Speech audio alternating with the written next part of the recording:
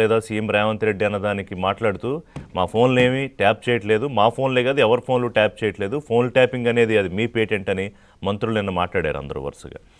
ఇంకా అనేక అంశాల మీద మాట్లాడారు. ముఖ్యంగా ఈ ఫోన్ ట్యాపింగ్ వ్యవహారం కొంత ఆసక్తికరంగా మారింది. ఎందుకంటే గత ప్రభుత్వంలో ఫోన్ ట్యాపింగ్ వ్యవహారం దాదాపు విచారణ తుది దశకు చేరుకుంది. అంటే పొలిటికల్ విచారణలు మినహా అధికారులు మిగతా పాత్రదారులు సూత్రధారుల విచారణ అంతా పూర్తయిపోయి ఛార్జ్షీట్ దాకా వచ్చింది. ఇక మరి దాంట్లో పొలిటికల్ నాయకులకు సంబంధించి ఎవరికైనా నోటీసులు ఇస్తారా, విచారిస్తారా అని చూడాల్సిన పరిస్థితుల్లో రేవంత్ రెడ్డి కూడా ఫోన్ ట్యాపింగ్ చేయిస్తున్నారు అని చెప్పి కేటీఆర్ అనడమే కొంత తెలంగాణలో ఆసక్తికర చర్చ. అలాగే ఆంధ్రప్రదేశ్లో ఏదైతే గత నెల రోజులుగా చర్చ జరుగుతోందో ఓ రప్పారప్ప రాజకీయం, ఆ జాడ్యం ఎక్కడికి కూడా పాకింది. నిన్న ఖమ్మం కేటీఆర్ పర్యటనలో సందర్భంగా 2028లో రప్పారప్ప కాంగ్రెస్ నాయకులకి మిత్తితో సహా చెల్లిస్తాము ఏదో పెట్టారు. ఇంకా కొంత నయం నరికేస్తాం అనలేదు అక్కడ ఆంధ్రప్రదేశ్లో అన్నట్టు. ఈ రప్పారప్ప గోల ఎక్కడికి కూడా వచ్చేసింది. ఇంక మరి ఈ రాష్ట్రం నుంచి ఏ రాష్ట్రానికి వెళ్తుందో కరెక్ట్ కాదు. ఇప్పటికైనా అంటే మొగ్గలోనే ఉంది కాబట్టి కేటీఆర్ అరే బాబు రప్పారప్పాలు ఎందుకు అవసరం లేదులే అని చెప్తే బెటర్. లేదంటే నెక్స్ట్ మళ్ళీ ఇంకో కార్యక్రమంలో ఇంకో ఫ్లెక్సీ పెట్టి అందులో నరుకుతాం చంపుతూ ఉంటారు. ఎందుకంటే కేటీఆర్ చాలా స్పష్టంగా ఆయన వార్నింగ్ కూడా ఇచ్చారు నిన్న. మేము రాసుకుంటున్నాం అందరి పేర్లు, మీ అందరికీ రేపు అధికారంలోకి వచ్చిన తర్వాత సిఐలో, ఎస్పీలో, డీజీలో, ఐజీలో అందరూ ఎవరైతే ఇవాళ ఇష్టారీతిన వ్యవహరిస్తున్నారో బీఆర్ఎస్ నాయకుల పట్ల వాళ్ళందరికీ ఉంటుంది. కేసీఆర్ చెప్పినా కూడా నేను వినను అని. అంటే ఇప్పుడు అక్కడ జగన్ 2.0 అని ఎలా అన్నారో బహుశా బీఆర్ఎస్ 3.0 గురించి ఏమన్నా చెప్తున్నారా కేటీఆర్. ఇక సీఎంను అభ్యంతరకర భాషలో మాట్లాడుతున్నారు. చాలా పదాలు అన్నారు అవి అనుకోవడానికి కూడా. అంటే హౌలే లాంటి పదాలు వాడుతున్నారు, నికృష్టుడని, ఏదో పెంటపురి. అంటే రేవంత్ రెడ్డి అంటే ఆయన వ్యక్తిగతం కాదు, అక్కడ పర్సనల్గా ఉన్న సీఎం స్థాయి. మరి దానికి కేటీఆర్ పెద్దగా విలువ ఇవ్వాలని అనుకోవట్లేదని అర్థమవుతుంది ఆయన మాటల్లో.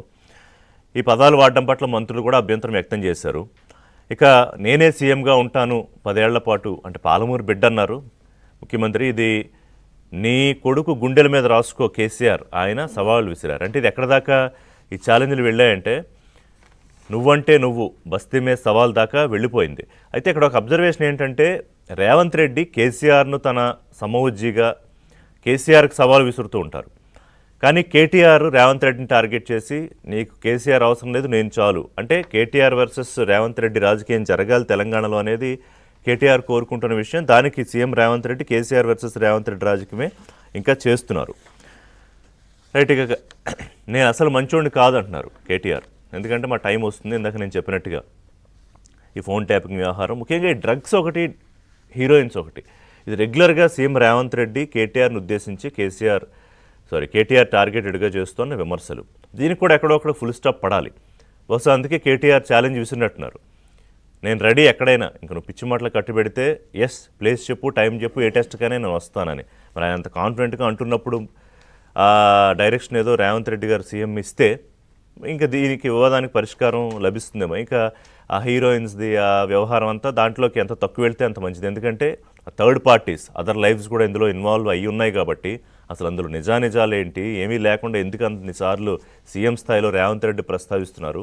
సరే మిగతా నాయకులు అంటున్నారంటే కాంగ్రెస్ నాయకులు ఓకే, కానీ సీఎంఏ పదే అనడం వెనకాల కూడా దానికి మరొక క్లారిటీ వస్తేనే బాగుంటుంది. ఎందుకంటే అది ఒక సెన్సిటివ్ ఇష్యూగా మారిపోయింది కాబట్టి.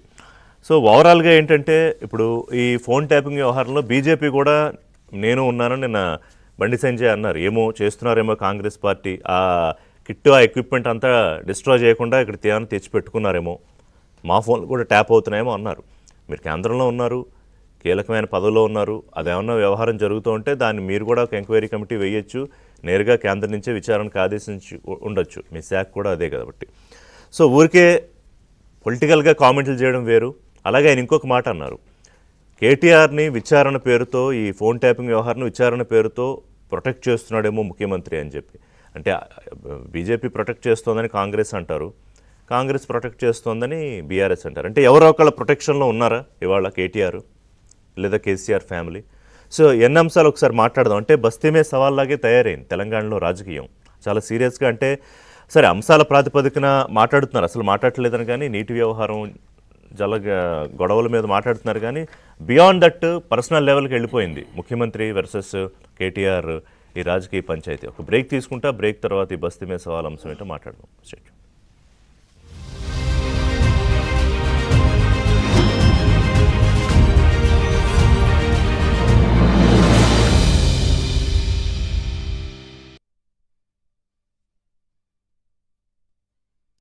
రావుగోపాలరావు ఘోరంగా ఓడిపోయినా ఏమి ఫోన్ ట్యాపింగ్ వ్యవహారం కొంత ఫోన్ ట్యాపింగ్ వ్యవహారం కొంత ఆసక్తికరంగా మారింది. ఎందుకంటే గత ప్రభుత్వంలో ఫోన్ ట్యాపింగ్ వ్యవహారం దాదాపు విచారణ తుది దశకు చేరుకుంది.